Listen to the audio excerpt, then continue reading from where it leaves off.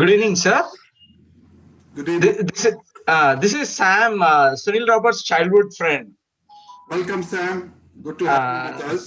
గారు వెంకటేశ్వర గారు ఎలా ఉన్నారు? నమస్కారం అండి It's చిదంబరం wonderful గారు. to join. I'll continue being in there. Sure. Good evening, Subararu. Good evening, brother. Good evening. Welcome. Thank you. We are a little late, but still in time. We are not in time. We'll just start in a minute.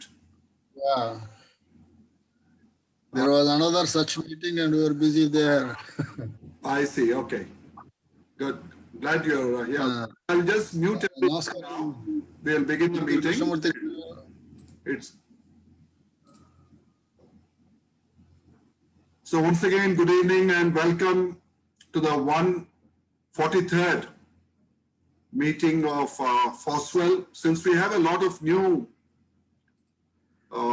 people joining this meeting, invitees, FOSWL stands for Friends on Same Wavelength.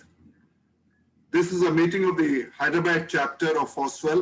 FOSWL has chapters in many cities in India. It was founded in Cupertino, California, and we have the president of that chapter and some members of that chapter also in this meeting. Mrs. Uma Seshadri is the current president. We also have the president of the Chennai, Anna Nagar and Chennai Adayar chapters, and I'm hoping that the president of FOSWL Bangalore, Mr. Krishnamurthy, will also likely join us. So this is a forum for senior citizens, but as you can see, there are also some young people, including our distinguished speaker for today. So the average age comes down. And each meeting is an endowment lecture in memory of the loved one of some family.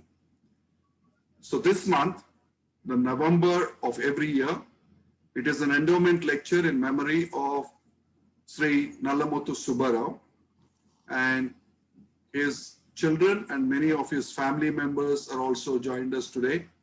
Welcome to each one of them.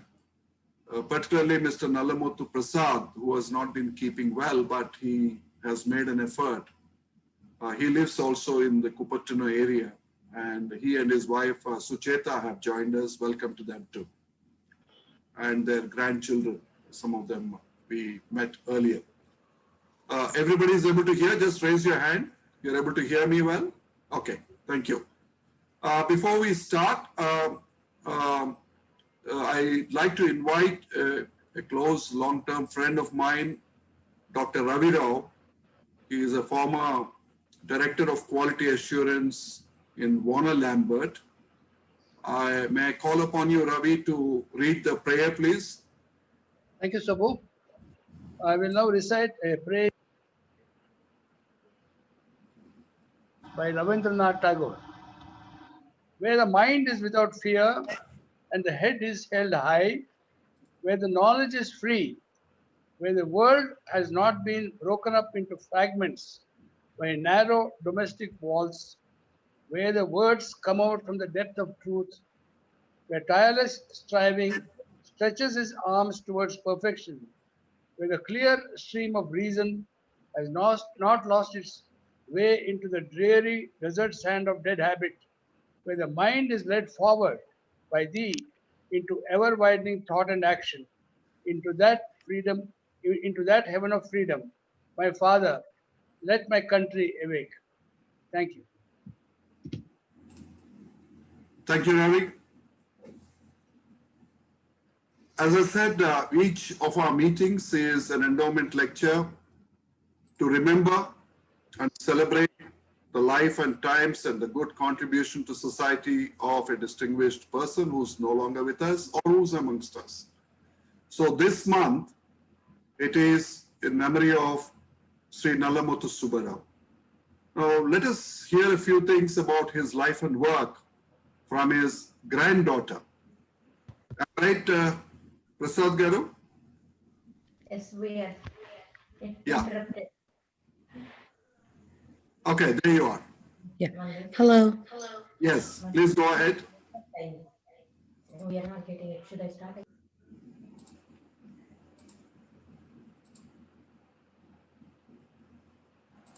Okay. Hari Om. Hi, I'm Vandana, a granddaughter of Shri N. Subbarao Garu, in whose memory this talk is given.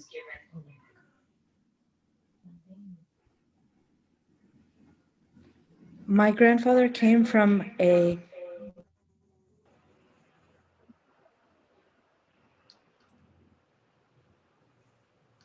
Bluetooth mode. You have to unmute yourself, Vandana. FM mode.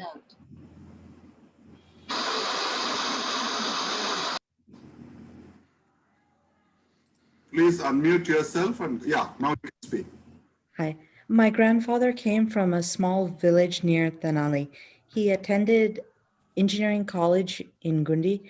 After graduation, he taught at Kakinada Engineering College between 1947 to 1955.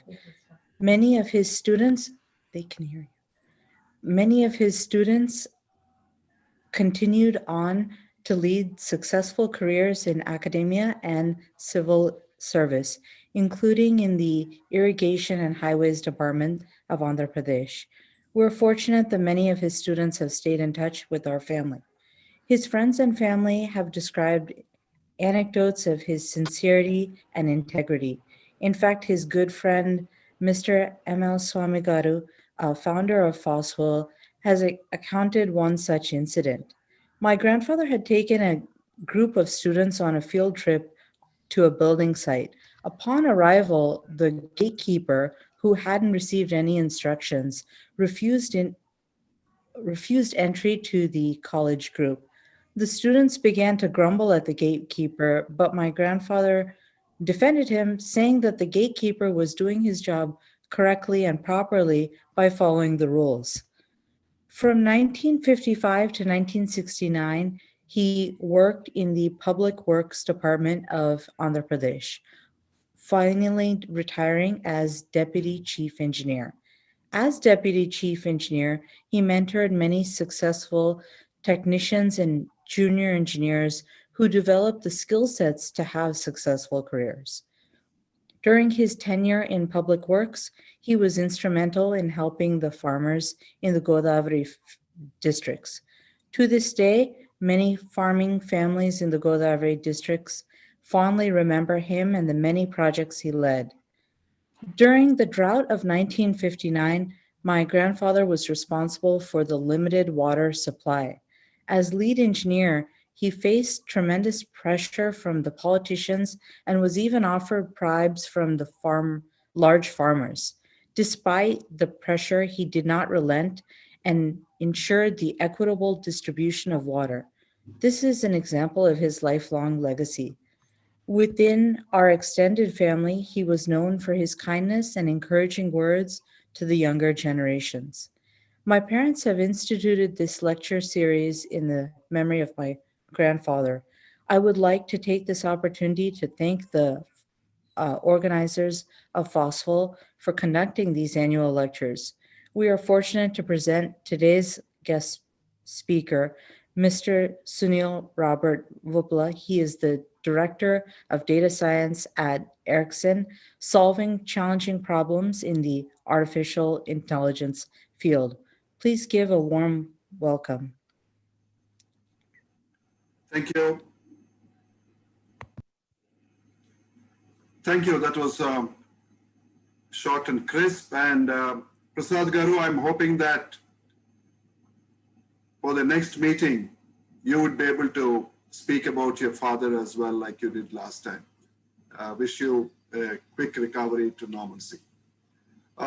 Before I go on to introduce the speaker, I just have a couple of announcements to make just by way of information for FOSWLians. After I attended the 250th celebratory meeting of FOSWL Cupertino, our founding mother chapter, they were kind enough to accept a suggestion and we formed a small group of all the chapters to look at the strategy for the next phase of FOSWL's growth. FOSWL Hyderabad will be completing 12 years in December. And FOSWL Cupertino is almost 20 years, a 250th meeting. And similarly, FOSWL Chennai, FOSWL Bangalore, they have been conducting meetings for years now. So this group met a couple of times. We decided to meet once every month on the third Wednesday morning, basically to brainstorm and see how we can enhance and improve communication, collaboration, and cooperation between the chapters and get more senior citizens engaged with FOSWL movement.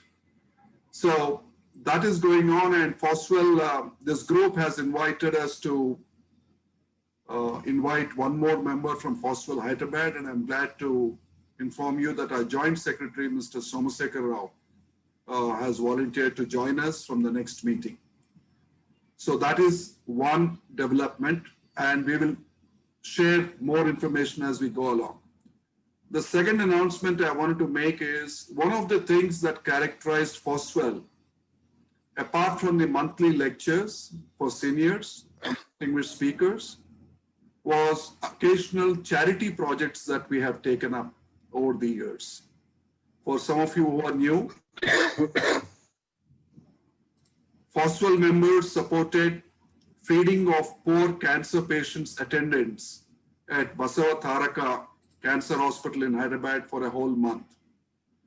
They also participated in the recent COVID relief in Hyderabad by very generous contributions, which we implemented through Masonic lodges. Execution part was through the Masonic lodges, and in collaboration with Hare Krishna movement and the Rachakonda police.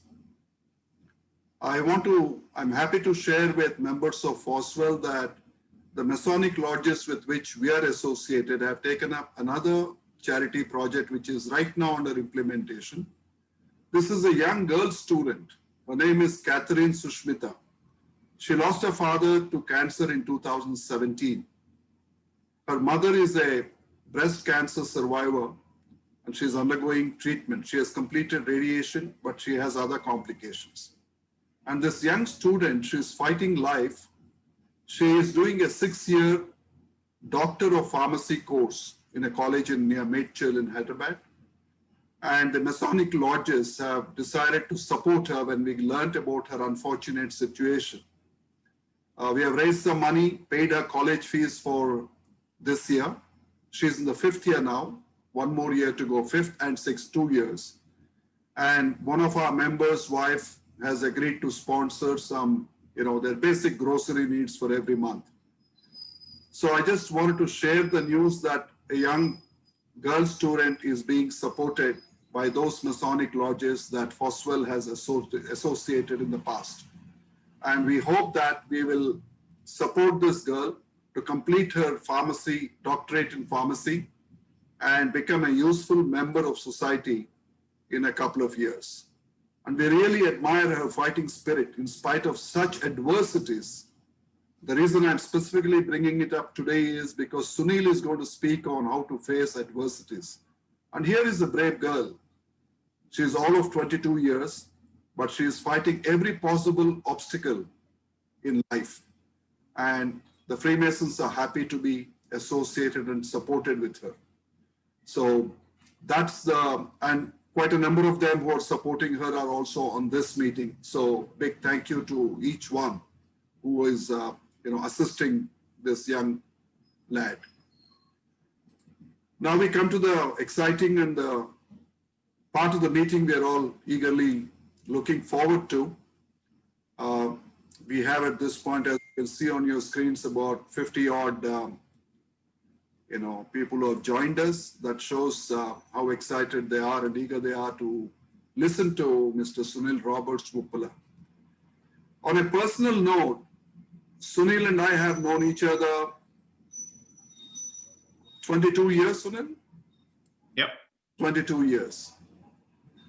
I I still can't see Kishore, but Sunil and two other gentlemen called Kishore and Venkat, and two ladies. One is a company secretary and one is a accomplished Bharatanatyam dancer. We formed a team which went to Italy for 6 weeks on what is known as a Rotary Group Study Exchange Team. I was an active Rotarian then, I was a team leader, and Sunil was one of the team members. And here is the interesting part. Sunil was a standby team member, but he attended every class to learn Italian language. We had actual Italian language classes which we used to conduct every evening in my office then in Secunderabad. He diligently and sincerely attended every single class, and when one of the other girls dropped out, Sunil was ready to seize that opportunity. And it has been a personal pleasure for me to see him evolve and grow over the years. And you'll hear more of his story in his own words. And as the title says, he's a local lad. He is right here with us grew up in Secunderabad.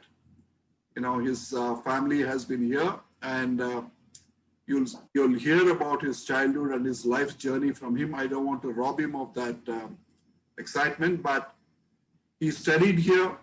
He did his journalism, and then he worked in various companies, starting with Eureka Forbes. And right now, he is with TCS, based out of Edison, New Jersey. And he manages a program, platforms and, help me with the other one, platforms and programs. Right? Products and platforms. Products and platforms of TCS in New Jersey. Prior to that, he was in Europe. So here is a person who has turned every adversity to his advantage and saw it or converted it into an opportunity. And what is more is, he has now become a very inspirational speaker to motivate young people and old alike in many parts of the world.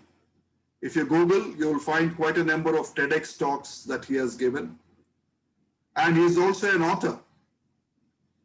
If you've seen the mail I have sent you, you will see that in 2010, he had written the book, an autobiographical story called I Will Survive. And it was a runaway bestseller, and it was endorsed by global leaders and respected leaders like Ratan Tata and Joseph Kennedy too. He went on to write the second book, and it's called Bound to Rise. And that was launched in 2014. And again, people like Anand Mahindra, N. Chandrasekaran, who is now the chairman of Tata, Dr. Bala Balachandran and others have written the foreword and recommendations. Probably he is the only Indian ever to win this TV award for best communicator globally. So for us who have known Sunil from a time he was a young lad, it is very gratifying and very happy and very joyful for us to see where he is today. I'd like to also say that probably his wife, I believe she has joined us. Am I right, Sunil? Yep, Vuppula is on the call too. Yeah, she's probably as much a part of his, growth and success story. But let's wait to hear from him. So, Sunil, a very warm welcome to you. It's great to reconnect with you after so many years. The floor is yours. Thank you, Subbu. I'll take the liberty of calling you Subbu by virtue of having known you for so long. Although at every stage I should be respectfully calling you Subbarao Garu, but I know you, I happen to know you and Usha Garu and Kaustu and Shravya since those guys were little kids back in 1998 when I first got to know you. I'll share a little about how that program really shaped me, but I want to thank you for reconnecting and giving me this opportunity. I don't know, many of you know Subbu and how methodical and how organized and how particular he is. So if there was any chemistry between him and me, it was totally polar opposites. I was anything but methodical. I was anything but organized. I was like this free spirit, and it was actually a miracle that I was able to kind of come under his leadership in that 1998 Rotary program to Italy. It was a defining experience, my first ever international flight or a journey overseas. And I'll share a little bit about that. But I want to tell you what an honor it is to join the FOSWL group, FOSWL group, because I speak a lot with young people. I am involved, and many of them are here. So when Subbu, when you said we bring down the average age of the group, the collateral damages, we might end up bringing the overall IQ of the group as well.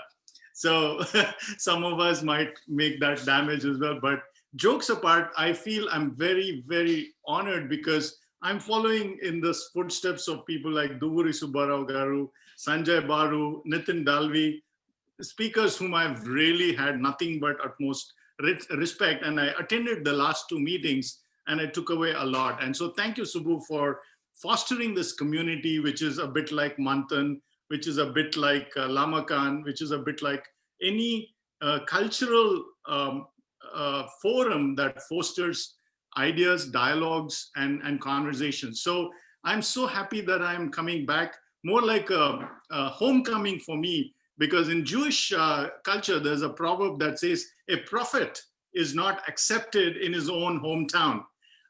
But we proved that wrong today. So thank you for letting me come and share my story. And I want to actually take a moment to acknowledge the Nalamuthu family and in whose memory this lecture is being done. When I heard Dana Vandana share about her roots and how the contribution of the Nalamuthu family, I'm so struck by how similar his journey was and some of my own experiences of, overcoming adversities, but always being called to serve people around them. So some of those shades really resonated with me, and it's my honor to join here. One last remark before I share my screen and start telling my story is that there are three parts to our life. The early part of our life is all about skill acquisition. The second part is all about skill deployment and contribution. And the third part is really where you start impacting towards a legacy. And many of you are in the third part where you are impacting now and you're in the legacy part. So for me, who's somebody both in the middle part where I'm trying to make a living, trying to make a contribution and so on, I'm actually possibly in a place where I could get a lot more from you than give to this group, which is in a season of giving and legacy. So when I hear of the projects that Subbu mentioned, when I hear of all the stuff that they are doing, I'm still as inspired as I was when I met Subbu in 1998, because even at that time, as a Rotary leader, he was involved and in their own little way that he continues to be a world changer in his own sphere of influence. And my connection with Usha Garu was about how she is impacting the people through Roshni and the work that they're doing among the depressed and those who are almost giving up without hope. So to me, this evening is very special because it's a culmination of many of my thoughts, my personal mission and what impact I'd like to leave in this world. So without much ado, I want to just share my screen if that's okay. And I just want to set the context for what I want to share this evening. Subbu, can you confirm if you can see the screen, Subbu? Yes, I can see your screen. Please go ahead. So I want to share with you a few things about how this has been an adventure. For many people, poverty is a curse, and it is. It cripples you. It takes away your opportunities. It just sets you up for almost inevitable failure unless you go against the tide, unless you really go uphill and really make a name for yourself.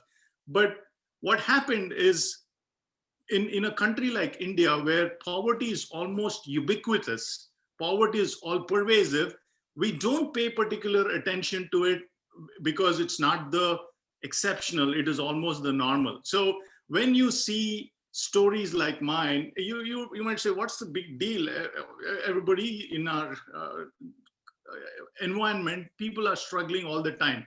But very few of us, and I think that's where the difference was that I was able to not only just try and overcome in the limited opportunities that I got, but I also was able to take lessons from there and try and share for those who are struggling with it, in the sense of what can I share that can potentially give encouragement to others. The word encouragement has within it courage. So whenever in this particular pandemic, you look around, both in America, in New Jersey, where it's really the first wave hit us hard, and the second wave is also going to be hitting us hard as the numbers seem to be on the rise. Everybody is struggling, whether it's a wealthy society or a society like India, we are all struggling. People are anxious about jobs. People are anxious about money. People are anxious about survival itself. And in those moments, what are some things that I've learned from my experience that I could continue to offer as insightful, hopefully that just lift your spirits this evening. So if nothing else, if I can just share with you some heartwarming stories, I think our time is well spent. So the first thing that I wanted to actually capture was really in the form of a story.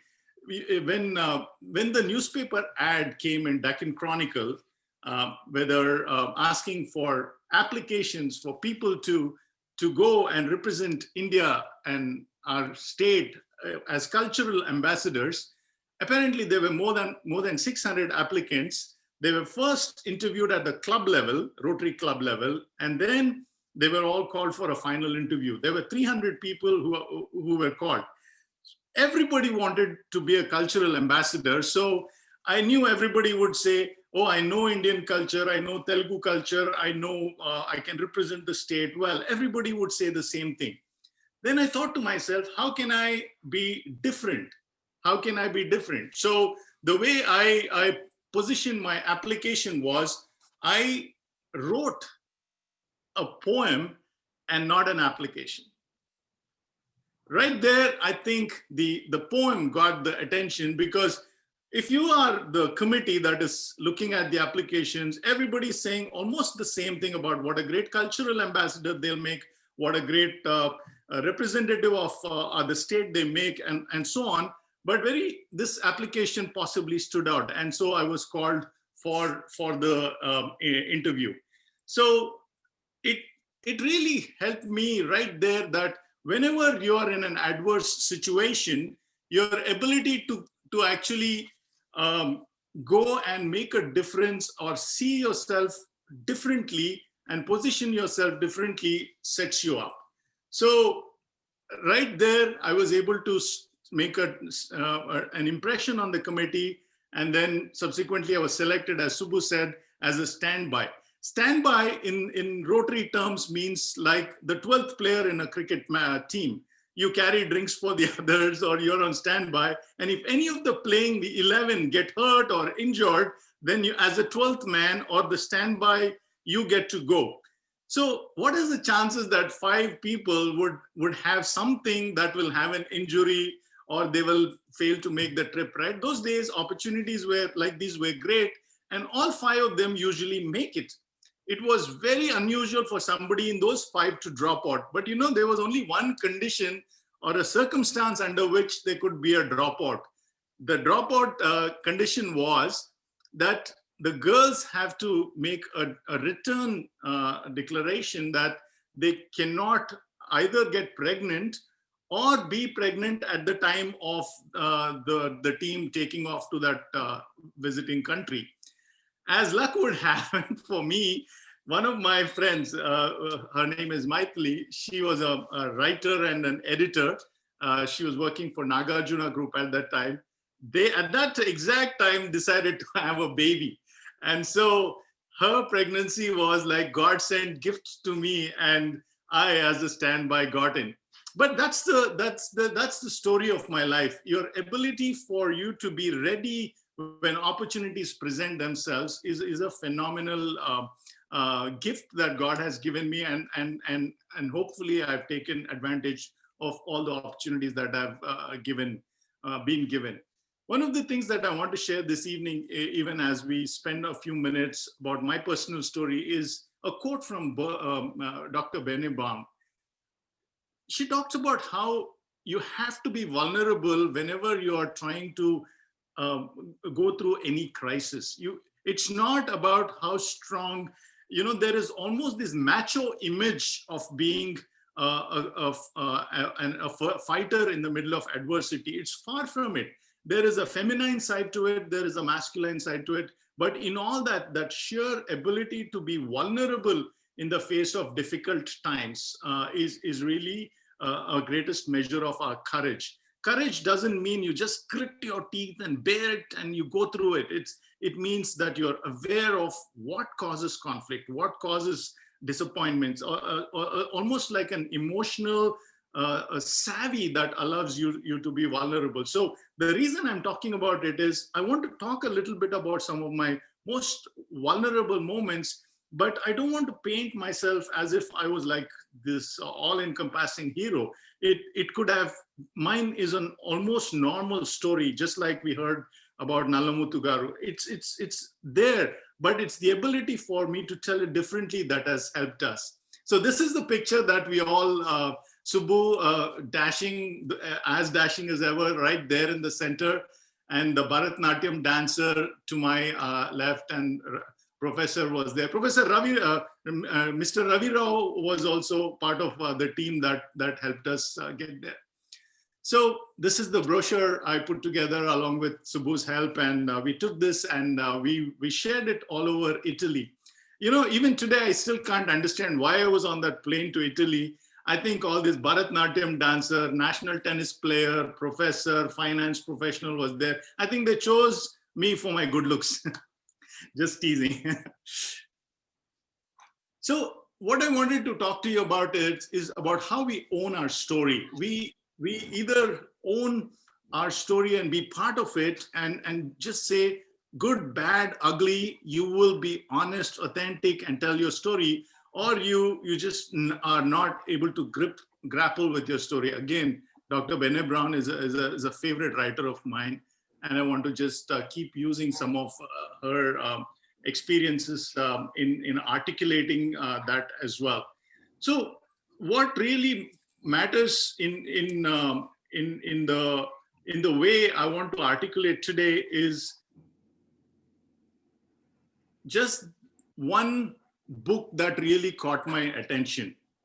I read a lot about adversity. I've done a lot of research on this topic, but one book really caught my attention. For example, there is a book on the top left, there is a guy called Eric Greitens, who is a Navy SEAL who wrote about it. There is Nassim Nicholas Taleb, who invented the term anti-fragilistic. There is Dr. Bene Brown, I just mentioned. There is, at the bottom, you see The Art of Resilience by Ross Edgley. He's a very interesting man. He swam more than 1,500 kilometers around the Great British Island. And at one point, because of his exposure to salt water, his tongue almost disintegrated and fell away. His entire body was chafed because of the swimwear that he was wearing. So everyone comes at resilience or adversity with different viewpoints. On the right is Laura Hillenbrand's book, Unbroken, another exciting story. And if you are fond of this kind of a literature, I would really encourage you to explore this set of books. These are recommendations I give to anyone who says, how can we improve our capability to handle tough times? How can we survive when difficult moments come? Because sooner or later, at some point in your life, you get a knock. So how do you get prepared? So in my view, there are different ways of handling handling pressure. There are different ways of overcoming. But my story really is if I were to captivate and put it all into one phrase, it'll be this. How did I hit rock bottom? From where I started, and how did I become a person who's optimistic, who's always going around spreading good news about either about myself or the good that's around us. So in my story, this is really the summary. How did I hit rock bottom, and what were some of the few things? So instead of telling my stories which are disconnected, I thought I needed a framework, and I found that framework in this bestseller by Stephen Sadwick and Dennis Charney. In fact, the Sadwick and Charney framework for resilience is considered the last word on explaining why resilient people stay resilient.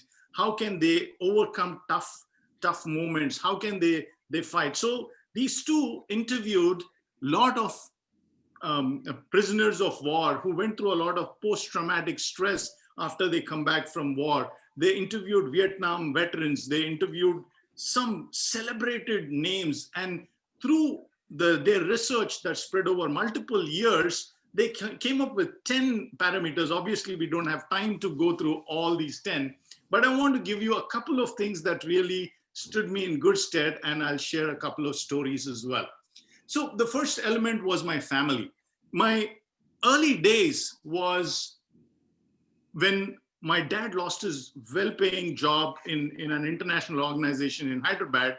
And because he did not find a job that matched what he got at that point of time, he went into a state of depression. A quiet man going into depression was a double whammy. He wouldn't share with us what was going on. So as the eldest son in the family, my wife, at that time I was his wife, my mom, did not know what to do. My mother is really the one who held the family together. Just imagine, in the city of Hyderabad, 4 children, a couple without any income, rented homes, no food to eat, no clothes to wear, no way to pay for education. How can one survive, right? So in that setting, as a teenager, I grew up from the time I was 10 till the time I was 18. We experienced 8 years of abject poverty. And what shaped my personality, what caused my ability to subsequently become a supporting member to my mother's struggles, and how with her support, we were able to get our bearings right and continue to fight the good fight, is a story that will take an awful lot of time. But my family was the strength that helped me discover who I was at that very early age. I realized that if my family has to have any chance of survival, I, as the oldest son, had to stand up and be counted. I could not go the other way, which it did happen. So family, finding strong, resilient role models is the first and a very important aspect of finding resilience. So if you are going through any pandemic-related anxiety, if you are thinking of any, if you are grappling any physical situation, the first source of resilience is your family or ones who are very, very dear to you. I was very, very intimate with every member in my family. My younger sisters, whom I subsequently helped get educated, my younger brother, my subsequently the extended family. These are all dear boys and girls in my life, and I draw immense strength from them. So at the age of 18, I knew that full-time education was out of question. The only way I could support my family was to take a job, and Eureka Forbes was the one that gave me a job, because that's the only company that hired non-graduates back in the day. So I was able to start selling water purifiers and make a living and start supporting my family. To cut a long story short, we were able to, because I found that my family needed me and I needed my family. Together we could survive. We were able to overcome poverty and adversity right in that point. The second element that is very crucial is your ability to develop mental and emotional flexibility. If you see at the bottom, you're talking about the social and emotional interconnect, where your emotional apparatus needs to be strengthened. 2 times I was very close to committing suicide. Even I referenced that in my TED talk. Very close to Ramnagar, where I lived, was a train station called Jamai Usmania, Vidyanagar, very close to Usmania University campus. I went there with the intent of committing suicide. I could not handle the pressure and the crippling nature of poverty. If I wore clothes that were repaired, I was bullied and teased. A couple of friends who are on this call, they can vouch for this, that because I wore clothes that were altered, many people gave me a nickname called Alter. Think about it. I mean, human mind is creative, right? And that stuck, that label stuck. And even today, if I wear an Armani suit, that pain of having had to endure that searing bullying still comes back with vivid clarity.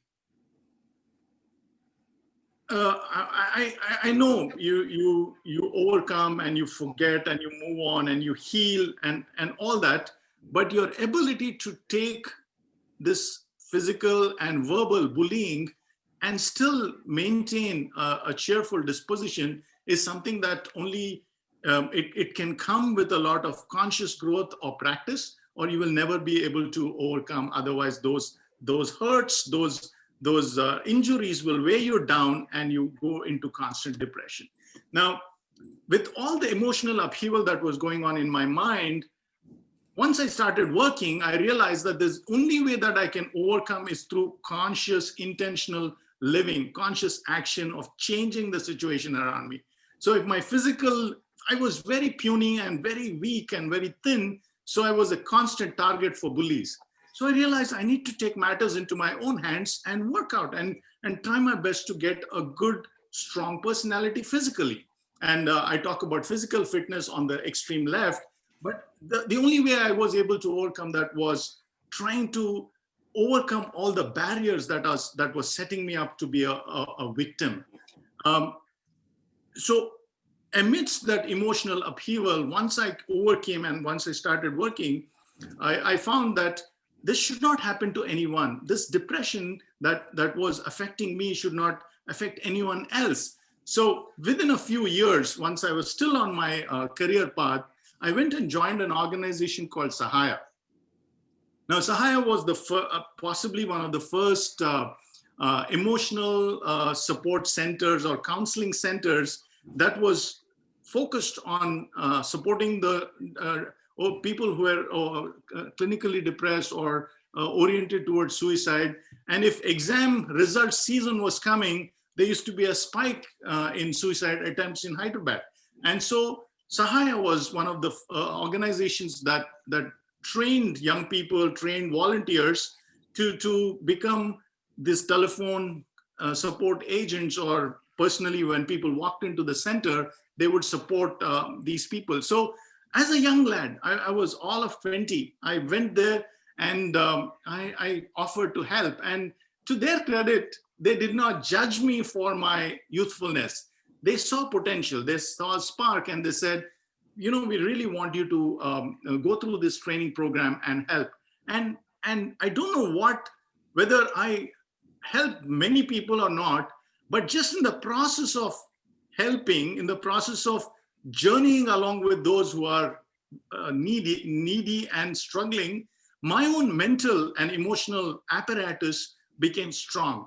And I think that set in my mind the strong foundation of empathy and compassion that led me to eventually where I was. So the reason I'm sharing that is, many of us think, oh, someday I will be in a position to give. No, I think I found my purpose pretty early, and I want to talk to you in a little bit about the most bottom one, the spiritual practice, and how you have that strong moral compass right at the top.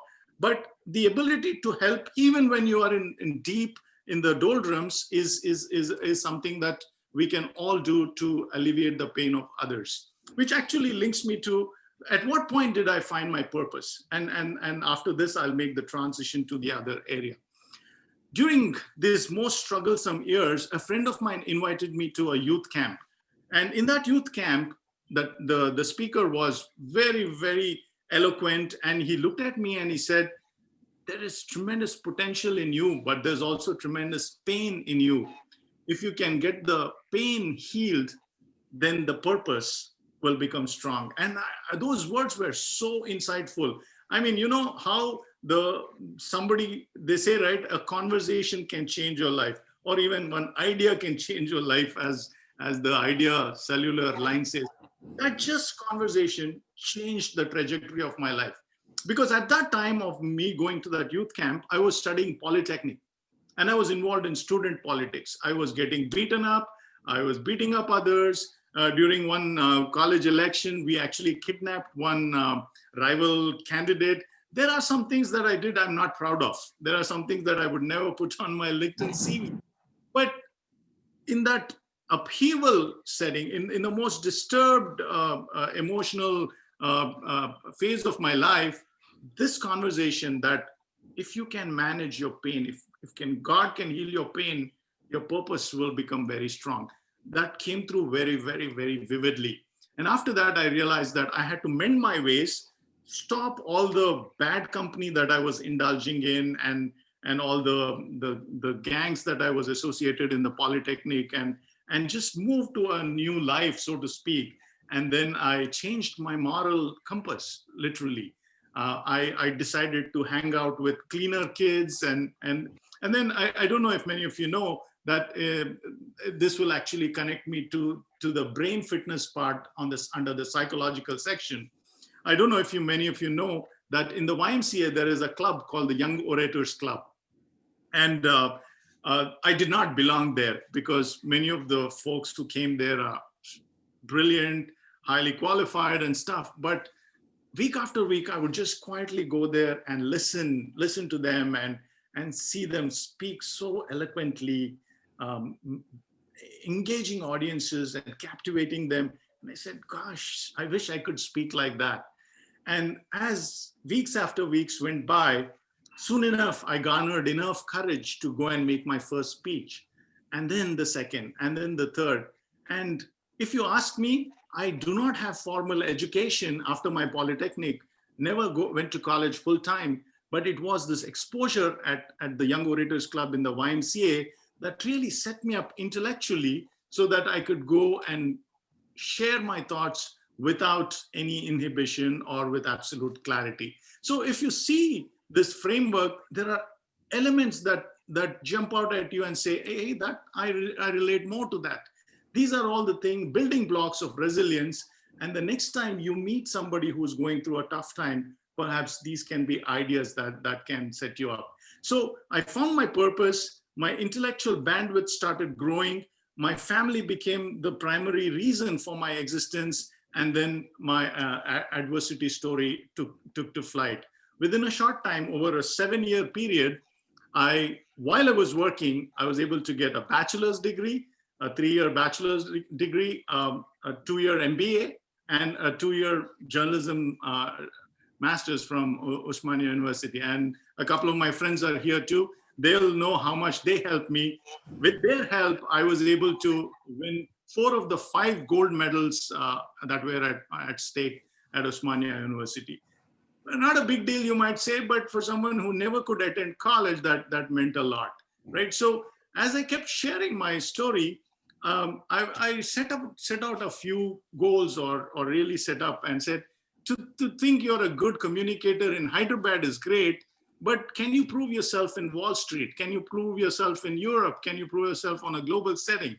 So I had this dream of becoming an immigrant.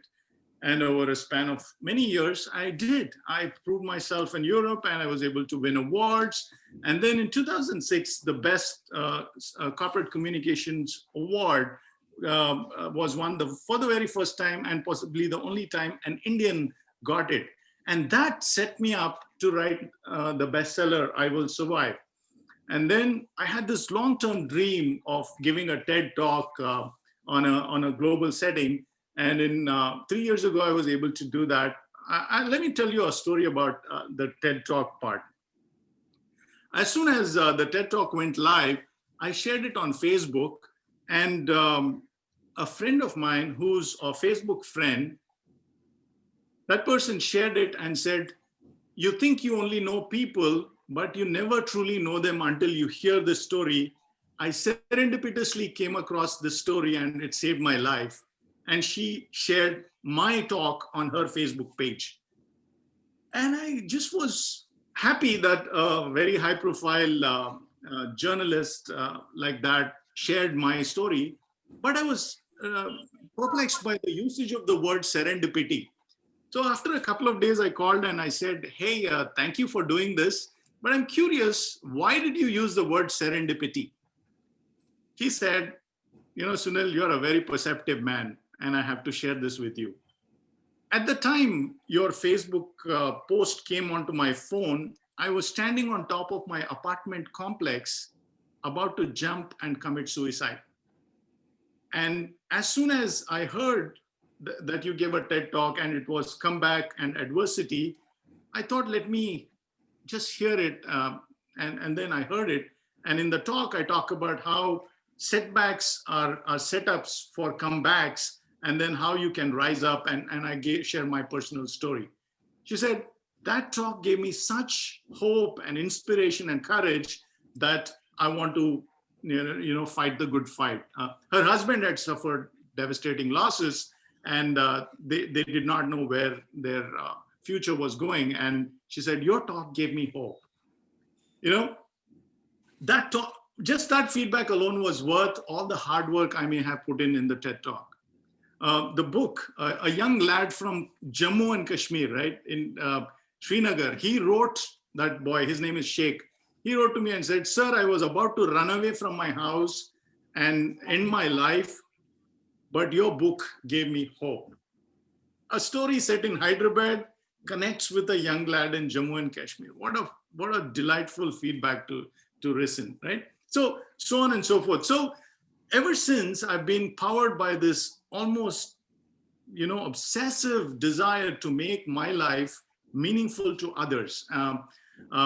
In the year 2000, I had a massive accident, and a doctor told me that I will never be able to walk again straight without holding a cane or a walking aid. My entire 7-inch on my right knee a bone was surgically removed, and I could not stand. My knee could not bear the weight of my body. And in that sitting, they said, forget sports, forget everything. So you must realize that I'm a diehard sports person all my life. Even today, this year too, I followed Sunrisers like crazy, and I was so happy that we made it to the playoffs. Diehard sports person saying that you can never do sports again is very gutting. But I said, you know what? Doctors say their things based on what they see. I believe in faith that doesn't make sense. I will prove them wrong. Long story short, I ran the toughest marathons in the world: Boston, New York City, Chicago, Amsterdam, London. If it's coming as first person or it's almost bragging, it's not a big deal. Thousands of people run marathons, but the point is, with my limitation, with my injury, if I was able to overcome and run, it's a big deal as far as I'm concerned. I'm truly happy. Just going back, the ability to use physical fitness and brain fitness and constantly stay on the edge is an important part of resilience. So this is all about personal resilience. I have a mission. I want to live on purpose. But what did I do so far? Every Friday, and this is where I want to make the transition from my personal resilience story to what we are doing in the community. So 5 other Toastmasters and I used to go and enter the maximum security prison in Rahway, New Jersey.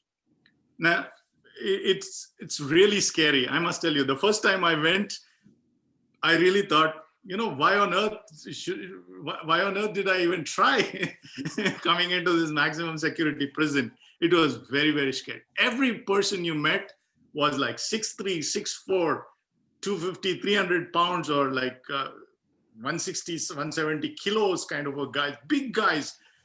And it is intimidating environment.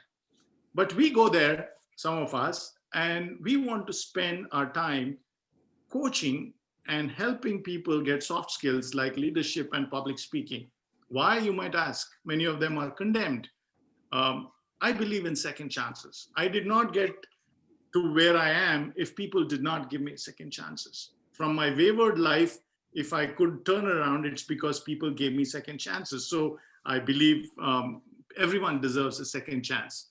But more importantly, many of these convicts, when they come out after serving their time, they are bewildered by what's happening around society. And the only place where they're comfortable is back in the prison. So recidivism, as many of you might know that term, is a huge problem in the United States. So it costs us taxpayers a lot of money. It takes about $60,000 to $70,000 to keep one prisoner safe in an environment, in a maximum security prison. So the way you can impact society is if many of these guys get the skills to be prepared for the changes that are happening outside, by equipping them, they are more likely to stay on the narrow path and not return to crime. So that's an example. So in one of the speeches, I had to talk on a topic of forgiveness. And I gave a speech, and I came back. The next week, there was one guy who tapped me, and I said, they don't know our real names. So he said, Mr. V, can I speak to you for a minute? I said, yeah, tell me. He said, after 18 years, I called my dad because you told me the importance of forgiving others. I was blown away that he must have come into prison when he was a young man, because he seemed like he was in his 40s. He said, after 18 years, I called my dad because of the story you told me about your own father. My father and I had a very difficult relationship, and how I sought his forgiveness and how I repaired my relationship with my dad was the content of my speech. And so the ability to go and connect with people who are needy and give them hope, being a dispenser of hope is what I believe I'm called to be. Quickly, let me move to a final sort of a setting where I want to talk to you a little bit about how individual resilience, then community resilience and what I'm doing in the community, and a story from what I feel really changed the way many people see my company or my group, Tata Company. When Subbu gave me the scope of this topic, he said, try and share the resilience and adversity in the context of individual, community, and what is happening at an enterprise or a corporate level. Many of you know the story of what happened on November 26th, a few years ago. It became what is our 9/11 equivalent. But there are some things that happen, which I want to talk to you about, how ordinary men and women, like young people, like many of the young people here, they risk their lives to do the extraordinary and show themselves resilient in a very adverse, in a very crisis-like situation. You must realize that there were 1,000 people that day in the Taj building, 500 guests who were living inside Taj, staying guests, 500 people in the banquet halls and the restaurants, and a few others who came to the parties or the banquet halls that were there. So restaurants, banquet halls, and people staying in there. These terrorists came in with these automatic weapons. Just, you know what happened. But what is not known is how employees formed a chain and a human chain and took the bullets for their guests rather than letting the guests pay the price. All the employees knew the back exits, the escape routes better than anyone. If they wanted to, they could have escaped, but not one employee escaped. Now, let me share this not as a Tata Group representative or a Taj Hotel spokesperson, but as an individual, as a private citizen. The courage, the resilience demonstrated by these folks made it to the Harvard Business School case study. Two professors, a professor called Rohit Deshpande, came and interviewed these employees, all of them in the ages of 22, 23, 24, 25, in that age group, and said, such young people, what does it take for you to stop everything and drop everything and protect the lives of these people? And then so they found something very unusual about it. They found that many of these young people did not come from big cities like Bombay, Delhi, and Bangalore and that kind of thing. Many of these young people came from very small towns like Haldia, like Yamuna Nagar or someplace, or Bhilai or Durgapur or someplace where they are really raised in small town communities. And then they were also hired not on the basis of their grades or marks or the excellence in academics, but for their respects and the value towards seniors. So it was by reference. They would go to the principal of that school and say, who's the most respectful child in this graduating or the high school that you can recommend to us? So they picked young boys and girls who had values that can embody that Atithi Devo Bhava paradigm that is so inherent in our culture. And then finally, how badly does this family need this job? Amazing, right? So these unusual selection criteria got these young boys and girls from various parts. And you know what Tata Group used to do? That once they hire these people and bring them to Bombay or bring them to a big city, all their living expenses are taken care. The entire pay can be sent to their families. So the family is well growing because unlike other, let's say, other places where they have to also pay for their expenses, these guys are saving all that money. And so because their family is lifting from this spiral of poverty, these people are so deeply loyal to their employers. In fact, the unique thing about the Taj culture is that they were not committed to the mission of the corporate, which most employees are, but they were committed to their customers. You have to experience it to see it. If you say you've forgotten your medicines, for example, and you're staying at a Taj property, you are likely to get somebody to go to the nearest pharmacy and get some doctor's help. And even if it is prescription medicine, somebody will help you get that kind of. So this ability to go the extra mile, the ability to lay down your life for your customer comes from this deep-rooted understanding of how do they stay cheerful with the poor conditions they grew up in, and how badly do they want to support their family, and how well they value people who they are serving. So I wanted to just make that connection between how, and even in the way, you know, I worked in Oracle prior to coming here. And the reason that I am so excited to be a Tata Group employee is because the values that the corporate espouses are exactly resonating to the values that I as an individual believe in. So this ability to stay with integrity, the ability to be respectful towards others, the ability to say we are humans first and then professionals next. These are the kind of values that drives our value system. So I wanted to just I want to take a leaf out of Sanjay Baru's playbook, where he spoke less and had more flexibility for Q&A, which by just tying up these three elements of my personal story, which allowed me to rise from being a hopeful, abject individual to where I am today of an exciting, hope-filled evangelist, to the community where I'm able to add value in whatever shape or form. Subbu referenced Vuppula, my wife, and I must tell you, we both are like you know, captain, vice captain, or I'm the vice captain, by the way. And we do our little bit in whatever we could. During the pandemic, a lot of young people who were dependent on Uber was not working.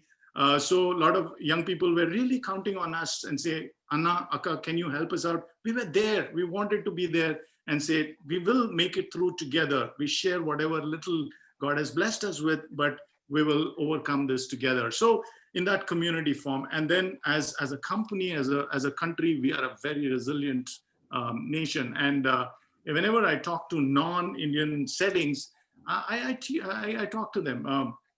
In fact, let me conclude this thought about the Taj culture. Long before the Taj happened and the employees showcased themselves, the quality and the fiber of the employees was tested during the 2006 tsunami. For example, a big property in the Maldives was completely washed out, and all the guests who were staying there had to be taken to the only two-storied building in the entire island of Maldives. They stood on top of that second floor and waited for the water to abate. The employees showed such resourcefulness that within 4 hours, they cleaned up, they dried up everything, they secured a makeshift tent, and they set up a kitchen and served hot meals within 5 hours after the tsunami just completely swept them away. Just imagine what sort of resourcefulness do people have to come up with if they say, hey, these guests are dependent on us, their lives are dependent on us, and the ability to rise to the occasion.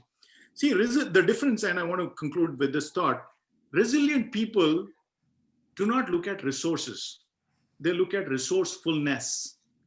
And there is a difference. Resources come and go, but resourcefulness is a mindset, it's a skill, it's an inherent capability that allows you to make good out of everything. So with that thought, I want to just challenge all the highly accomplished individuals that are group. As you're entering that legacy phase of leaving impact through your professional work, through your, many of you served in illustrious positions, as you're engaging into that phase of legacy, I want to challenge you. What is the resourcefulness that you can bring in lifting up a lot more people around us? And I know the motto and the mantra at FOSWL is that together we will all rise. Thank you, Subbu, for this opportunity. I'll pause here and then we will get into interaction and Q&A. Thank you. I don't know, I'm struggling to find the right word. I think it was probably a lot of people will agree when I say you probably left a lump in many people's throat with your very personal anecdotes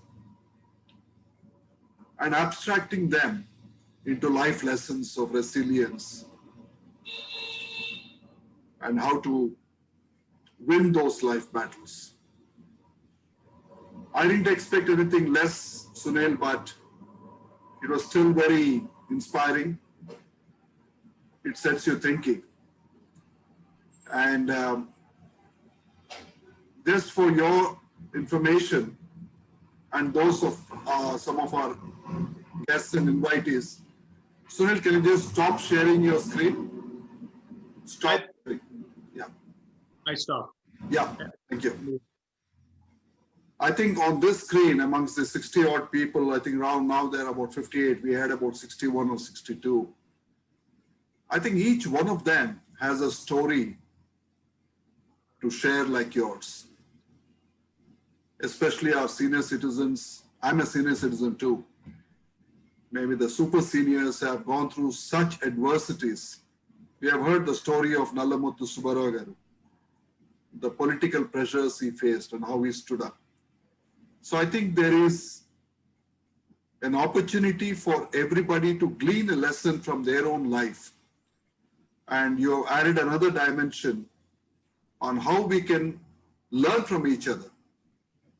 So thank you very much for that. And Vuppula, can you please come on the screen? I would like everybody to meet you as well. Are you by your name, or are you listed under some other name? You can unmute yourself and speak. Just say hello to everybody. Hello, everyone. I'm sorry I'm not able to come on the video, but thank you for this opportunity, Subbu. And like Sunil shared, we are so indebted to you for everything that you have poured into Sunil's life, for guiding him when he was still very young. I'm so glad I can hear so many stories like I heard from Vandana. It was so beautiful listening to her grandfather's legacy. I'm sure there are many more stories that I can enjoy listening to you every week or every month whenever you have it. Thank you again. Thank you, everyone. God bless you all. Good. Thank you for joining us. Personally, one other thing that struck me, and I was sharing this with Ravi, was all of us are involved in some program, but sometimes we do not know the impact it has on others. As Sunil said, the Rotary International Group Study Exchange program had such a big impact on his own life.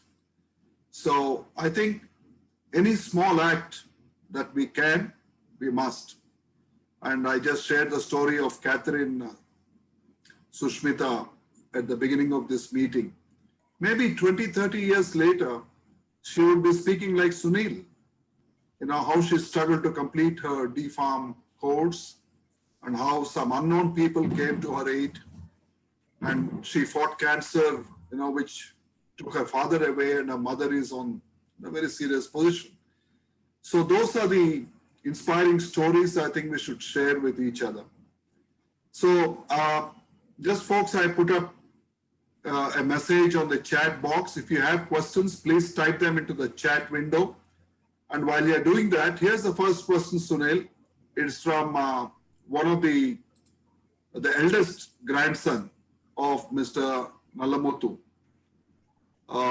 Let me get his name correctly. Mohan.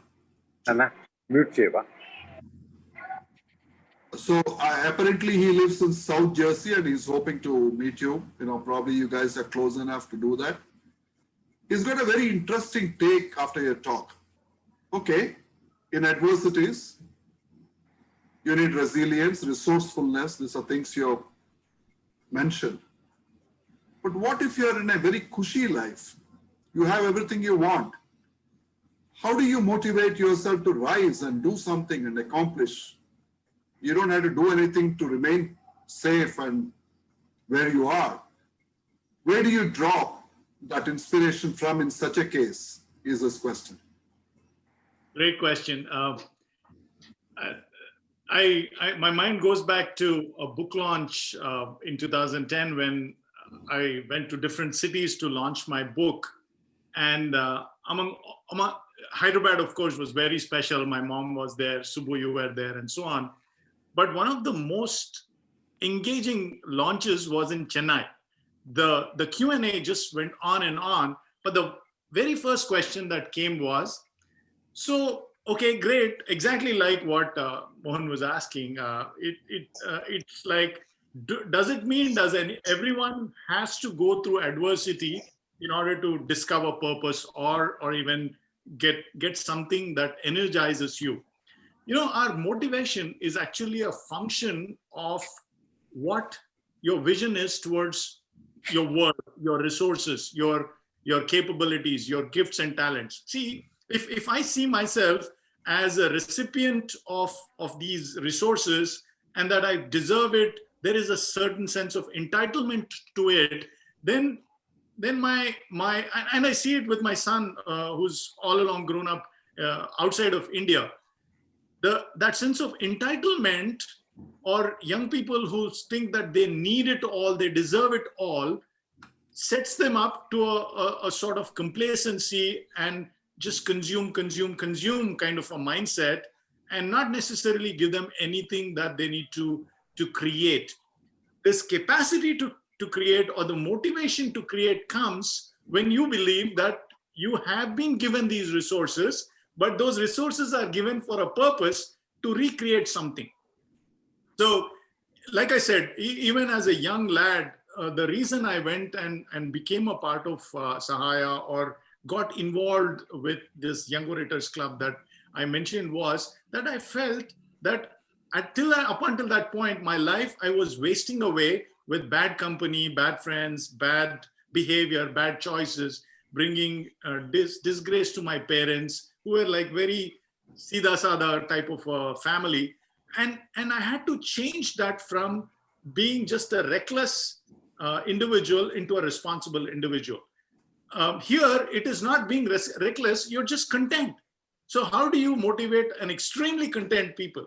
And I think that's where this ability to see yourself as a custodian and not a content individual comes into play. If you believe that you've met all your needs, you've in the Abraham Maslow's hierarchy of needs, you almost got everything and you're there, then there is also the possibility for self-actualization, to discover what can you do to those around you. If there are needs around you, what can you do? See, in my view, nothing energizes you more than the potential to make a difference. In fact, ever since this pandemic began, my weekends are far more exhausting than my weekdays, which itself is a very taxing five-day job. But the reason I feel more energized in the weekends is I do that 5-day job because I need to pay the bills. I enjoy my corporate run. But in the weekends, I'm sharing with young people. I'm doing talks such as these. I'm trying to mentor boys and girls who are looking out to say, can you share your experience? Of course, I am not in a different scale than many people would like to be. But in my own limited sphere, I'm committed to doing whatever I can. So I think the answer lies in finding whether you are just content or whether you ought to be a custodian of the resources that you have in your possession. Thank you. Can I ask one question, Mr. Subbarao Garu? Can you just hold on? I'm going in the chat. Please type it in the chat. No, I'm not. No, I'm not. Just one more, Sunil. Of course, for those of you who may not know, my wife Ushasri Tipirneni is the director of an organization called Roshni. It's an NGO which runs the suicide prevention helpline. And this COVID-19 period has been a very trying time because there are far more number of cases of mental health due to COVID, due to job losses, various other factors. So she just wanted you to know that she is very happy to hear your inspiring talk and that you are a part of Sahaya. And I believe many of those volunteers after Sahaya was shut down have joined Roshni now. And some of them are actually on this talk. They are attending this talk. So it's a reconnect for you on that front too.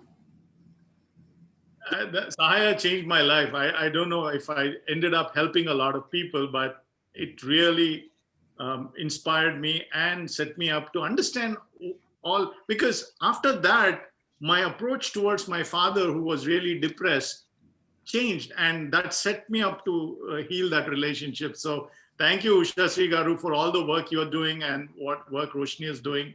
One life saved can make a difference, as you can see in my own life. So keep going. Can I say a few words, if you permit? Yeah, Sunil, nice to see you after a long time. Very happy to see you. And as you rightly said, in the process of helping others, you learn to help yourself. I think that is the truth. That's a fact.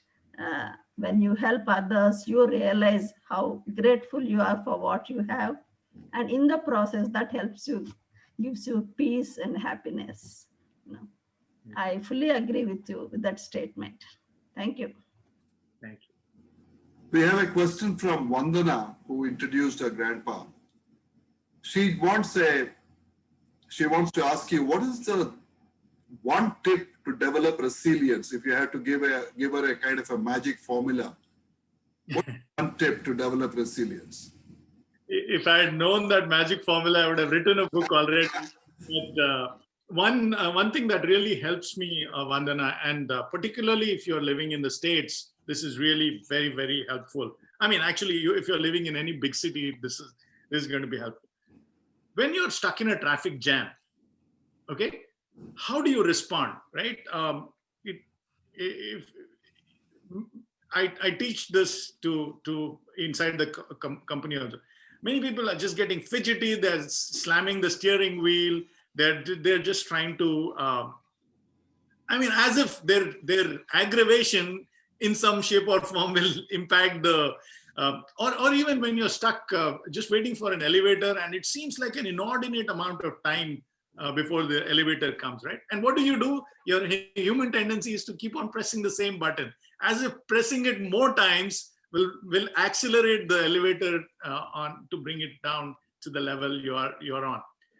The ability to separate issues from what's in your sphere of control and what's outside of your sphere of control is the first tip that you need to, I'll probably offer as my own learning. You know, before, when I was like all these raging teenager, angry young man and stuff, you're ideal, you want to change the world, you want to just go out and do it. I must tell you, a friend of mine, his name is Arun, and he's now in the United States. He and we gate crashed his uncle's wedding and stuck posters all around the function hall, say no to dowry. Because across dinner table conversations, Arun discovered something around this whole topic of dowry. As a young lad, we got into trouble for that. But the ability to take action and understand what is within your control and what is outside your control really sets you up for resilience. For example, the traffic jam situation. Could you just say, you know, you're stuck, you can't do a thing about it. Can I turn on my favorite music channel or radio channel, or can I turn to podcasts? Can I use my time if your cell phone needs to call people? There are many ways you can cope with that situation without getting fidgety and restless. Pressure often comes from unrealistic expectations which are outside our control. Even today, I struggle with some of those, and I wish I had a quick and easy answer, but that's the first thing I would encourage you to start moving. Just identify what separates things that you can control and do your best. And it sounds like a cliche, but that really is as a reminder to my own self as well. Mr. Naresh Verma, he just, is agreeing with your description of the Tata culture or the Taj episode. He wanted to say that he became very emotional when he heard about how the Taj young employees rose to the occasion without any instruction, so to say. And there's a question from Mrs. Sucheta, and she again relates to your childhood, that she also had a similar childhood. But she's lamenting that the younger generation have a much more myopic view of life today, and was wondering how, we can help the younger generation develop a much broader worldview as opposed to just career-mindedness or focused on the things that they do nowadays. So I left India, but I keep jokingly telling everybody my body is in New Jersey, but my spirit is hovering around Hyderabad. I partly agree with the observation that young people are a lot more me type of a generation. But I'm seeing sparks of young people who are doing far more in their early days than some of us who discovered the social calling much later. So in great examples, for example, even in the city of Hyderabad, I know of one young boy who just started out of his personal passion, started making food packets and feeding them on Saturdays and Sundays. Slowly, one was joined by 3 more. Then slowly and I'm referring to an organization called Youngistan.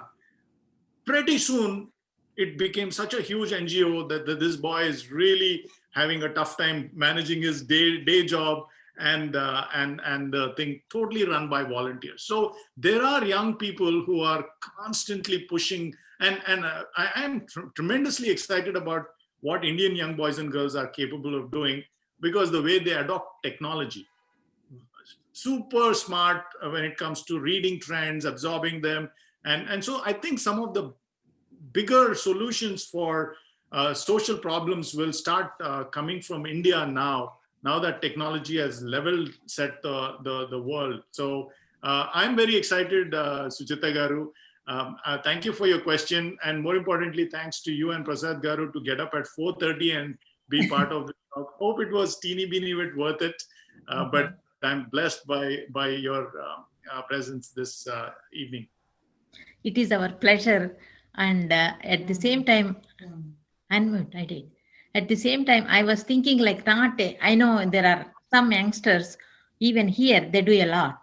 But on the whole, percentage wise, especially the Indian community, when they grow up, they're oriented only in their career or a small shell in the family. That's it. 2 people or 4 people. So I'm talking about even in not the big things, even the small things. Say hello, how are you doing? What can I do for you?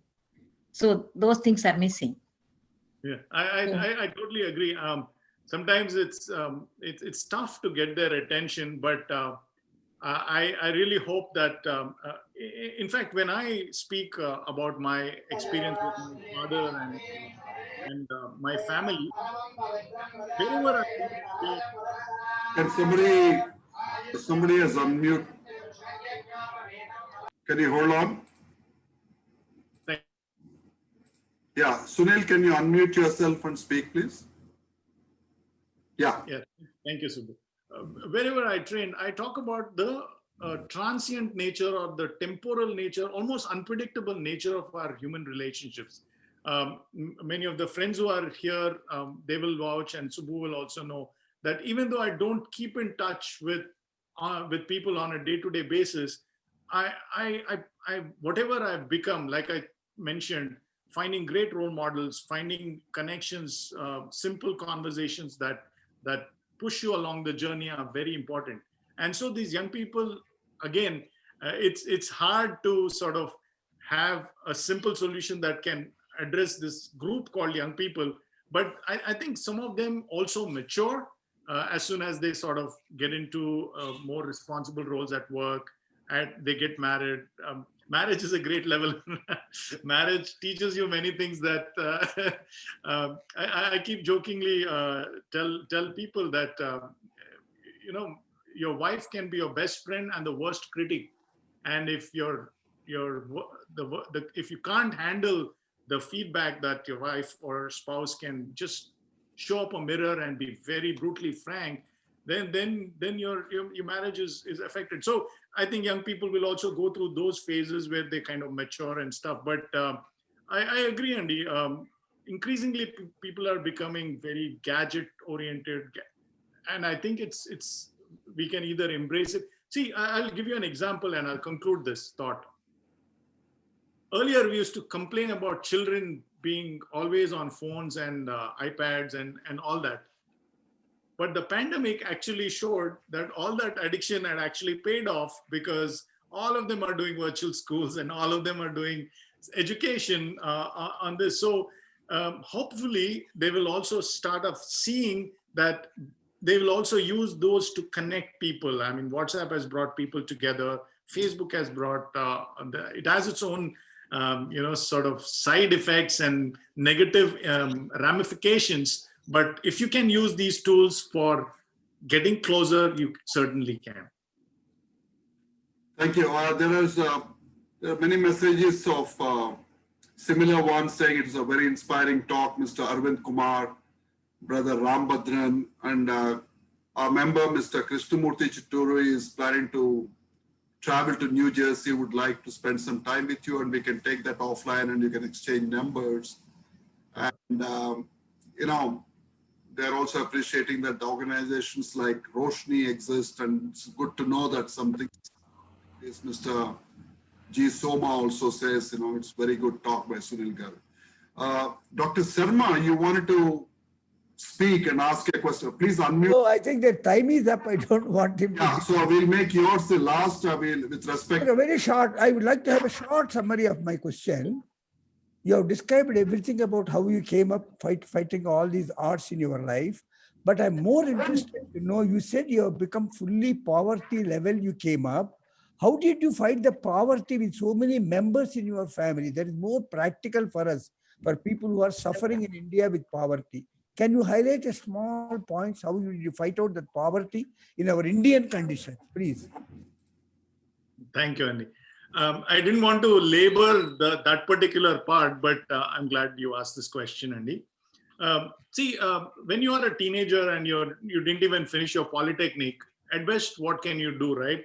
So even after I finished my 10th, I was able to offer, coaching tuition to other children and bring in a few rupees to support my mom. So even at the age of 15, 16, I was able to teach younger kids in and around the neighborhood and earn some money.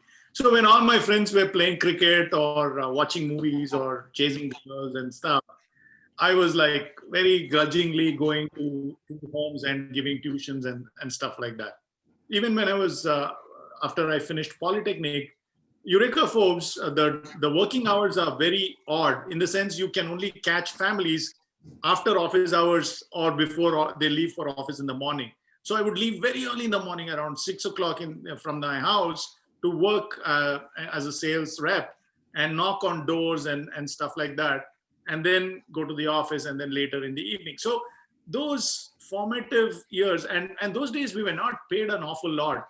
Everything was based on commission. You have a base little salary of like, my first salary in Eureka FOSWL was 1,150 rupees, 1,150.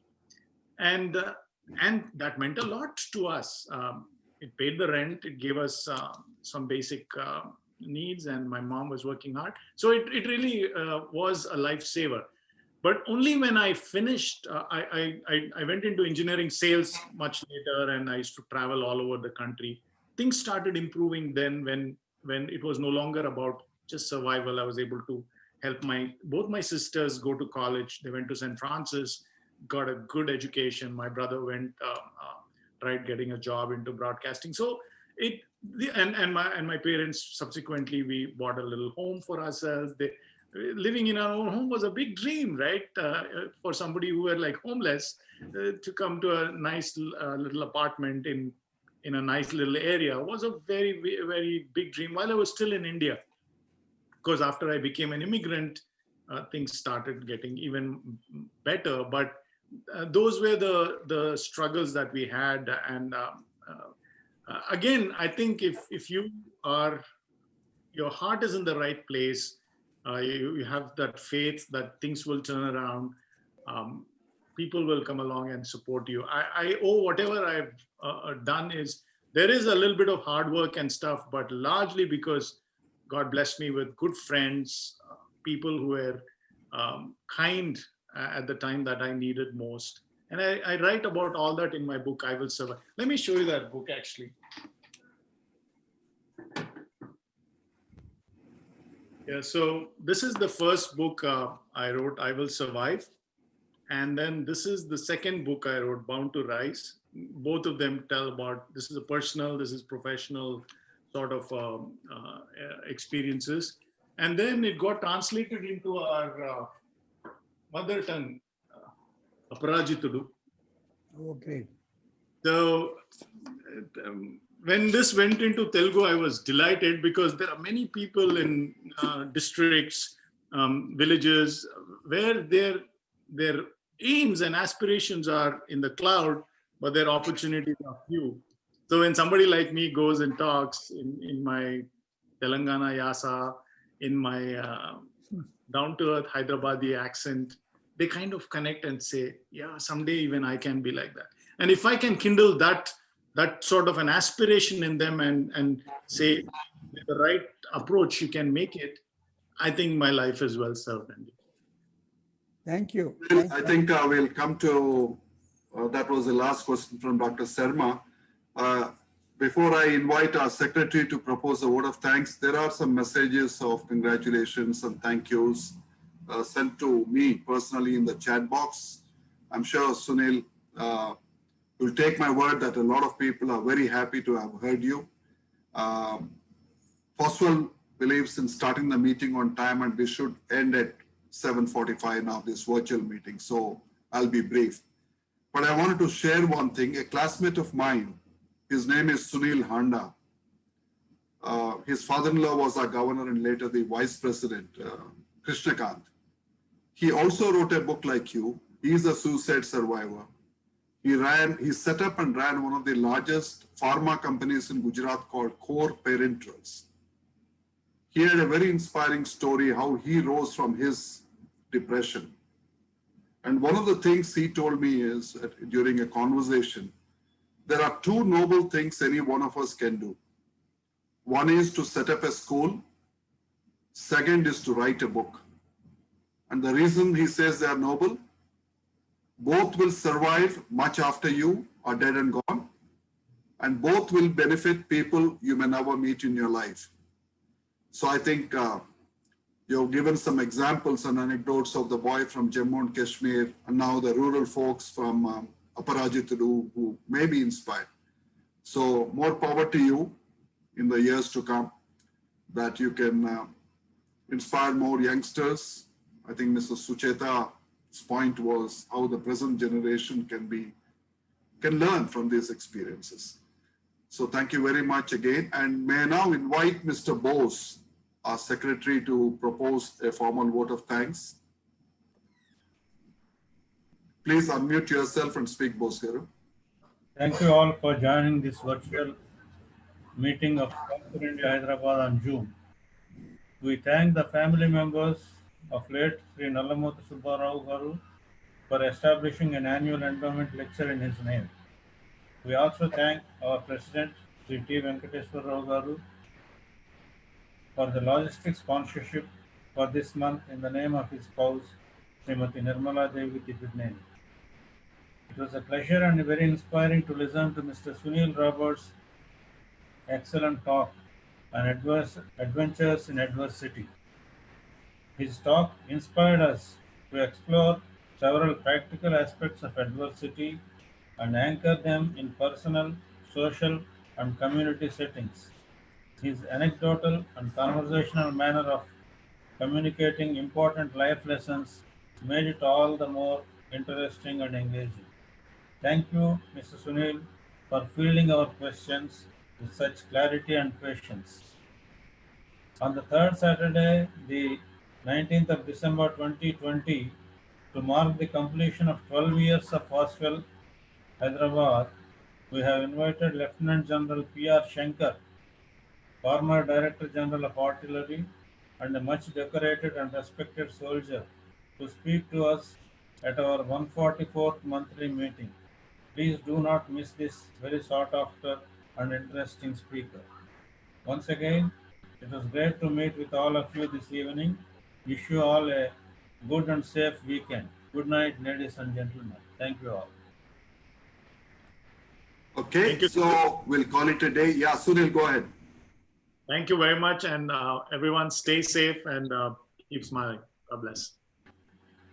Bye-bye. Good night, everybody. I'll now close the meeting.